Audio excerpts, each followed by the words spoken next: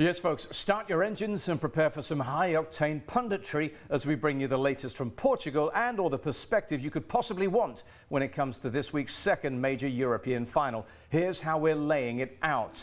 We'll be focusing on the coaches, one a previous winner, the other the most recent losing finalist, who both crave Champions League glory. And we'll have the latest team news as well as stats and opinions on the Chelsea and City players who could make all the difference. But before we leave tonight, we'll also reflect on the week's managerial mayhem and ask whether you should ever go back. But of course, we're all about that Champions League final, and to give you the best possible build-up to it, we're going to go with, as usual, a UK-based pundit, and it's no stranger to this show, Daniel Storey. Good to have you with us, Dan. And as you can see in that beautiful blue skies over Portugal, we've got Adam Hunt, who's going to report from Porto for us. Just quickly, before I get to you first up, Adam, let's just set this one up. Obviously, out there in Asia, the fans want to know how we can bring you as close as possible to your teams. Manchester City are rivals. We'll get on to Adam about that in just a moment. And of course, as far as Chelsea are concerned, yeah, same thing for them. This was Adam, in fact, tweeting their coach arriving. Tell me this, Adam, what are you doing today, this day before the final, and what about the two finalists? Yes, greetings, Daniel and John, from the Central Square in Porto. As you said, beautiful sunny day here. This is the first time for quite some time that I've seen the sunshine. The weather back in London, as I'm sure Dan will be able to testify, hasn't been too great recently. We're here, if I just step out the way, just to give you a sense of what we can see. We're here in the Central Square. We're at the fan park, which is where the fans who haven't got a ticket will be congregating tomorrow for the game. There's a huge inflatable replica of the trophy there. And there are plenty of Manchester City and Chelsea fans already here who aren't on the official trip, which comes in tomorrow. It's been very, very busy so far. As you said there, the teams arrived yesterday. Very unusual for a Champions League final for them to arrive relatively so late, about 48 hours before the game. They landed about 7 o'clock local time and went straight to their hotels. You're seeing pictures there of the City team arriving. This was Chelsea arriving. We watched the two buses drive in with the police escort to their luxury hotel in the centre of Porto, and they will be staying there. They are doing a press conference a little bit later on, so we'll hear from Thomas Tuchel and Pep Guardiola in about an hour's time, one after the other, and then they're also going to get to train on the pitch at the Estadio do Dragão, the Stadium of the Dragon, as it's known, which is a beautiful stadium. We were there last night. It's relatively small, probably wouldn't have hosted a Champions League final in normal pre-COVID times because of the capacity. But because there's only going to be about 16,000 fans there, it's going to be much less, obviously, than the capacity of the stadium, so they were able to host it this year. But that should make for quite a good atmosphere. There's not going to be as many empty seats as there would be in some of the other stadiums. So yeah, it's been busy and a lovely atmosphere in the city. Plenty of fans already here. Brilliant. Thanks for setting the scene so nicely. It does sound like it's going to be very intense. What we're going to do is going to split this into two parts in terms of our preview. Let's talk about City to start off with here. They're all really in agreement. This is Bernardo Silva saying the biggest game in City's history. It's almost as if it's been building to this, certainly for the current ownership of Manchester City. This is really, they feel like something that's fated to happen for them here.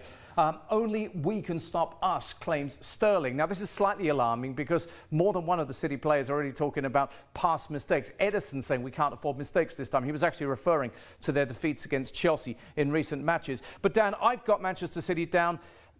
Every hour I think about this, I've got them down more and more firmly as favourites. Have you?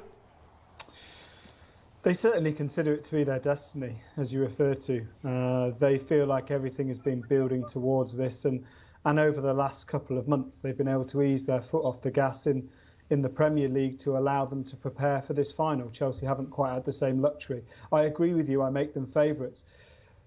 I do think the nerves will play a part, though. I do think when you hear players talking about mistakes, there will be a cagey start to the game, and it's all on City to kind of impose their dominance and control on the game, because if they don't, then Thomas Tuchel happily will. Just tell me this, Adam, as well. You know, we're very much aware, and we can put the failures up in European competitions since Pep Guardiola has been there. What's the mood like, you know, in Porto itself? Is there a sense that the City show is coming to town, that Pep's team is going to entertain? Really interesting, John, just to pick up on what Dan said there about the nervousness perhaps amongst some of the Manchester City fans about the occasion. We were speaking to a Chelsea fan and a Manchester City fan earlier on, around breakfast earlier on. And the Manchester City fan, Dan, he said that the more I speak to Chelsea fans, then they tell me that the occasion is going to get to City and they're going to blow it. the more I feel worried. And I think there is that sense that City have got this far. Everyone expects them to win. They've got an absolutely spectacular team, chock full of stars. But there is this sense, perhaps amongst the fans, the nervousness that in one game over 90 minutes, particularly if Chelsea start well, get an early goal, that it could be tough for them. And that comment from Raheem Sterling in his interview earlier on, saying that the only team that can beat Manchester City is themselves, I think is very true. But there is that sense, as you said, as a big game feeling here, and that it could be a really, really interesting encounter, and an early goal could swing it one way or the other. Well, let's carry on about City here, because, you know, you might have argued that until they become so much more solid. You know, this is a guy here who really has seen the worst of them in terms of not really fulfilling the potential. It's Kyle Walker talking about how they want to win this big one. But also, if you look at the key performers they have, Ruben Diaz, you know, he's typifying, personifying the Football Writers winner this year, the strength that they have. And then, of course, they've also got Riyad Mahrez, who's been so strong recently. Dan, tell us a little bit about City. I'm not expecting any great surprises. I'm pretty much looking at what we saw in the semi-final. I mean, Adam, feel free to jump in if there is something wrong about this one. If they put a team out like this, is this a team that can almost Pep-proof itself, as it were?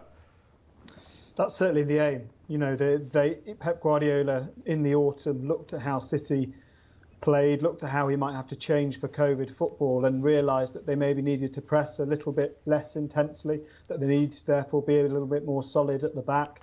He plays with this inverted fullback thing where Walker or Cancelo steps into midfield, and that allowed Gundogan to push forward. I think he'll want to play exactly the same way. One thing he will have done is studied incredibly hard and obsessively about what he thinks Chelsea will do. I think it was really interesting when they played in the league recently that Guardiola basically pitched a scratch team and scratch formation to almost put Tuchel off the scent. So he doesn't want to let him know his game plan. And yet, I think you're right. I think we can almost pick that game plan. Adam, just quickly, having spoken to City fans, you know, do they feel like there's any sort of surprise, any classic Pep kidology, you know, out there in terms of a selection or a tactic? I think I completely agree with Dan there that he's perhaps pushed Chelsea down one line with some of those earlier games in the season as to what they might start with. But I think he's going to go with that. The lineup you just put up there was exactly what I would have selected as in terms of their first 11. He's going to go absolutely full strength. And I think they're going to just hope to try and blow Chelsea out the water, really, and just really focus on getting an early goal and proving their quality. Because that's the thing with City. You know, throughout the season, we've seen that they just don't have any weaknesses, and those players have really stepped to the fore. Phil Foden, it's his 21st birthday today. Absolutely incredible that we're talking about players only 21 years old. Kevin De Bruyne, Raheem Sterling. You know, they've all got so much quality across the park. Ruben Diaz, Cancelo. I mean, yeah, they are a absolutely 100% supreme side, and he's going to go for it hell for leather.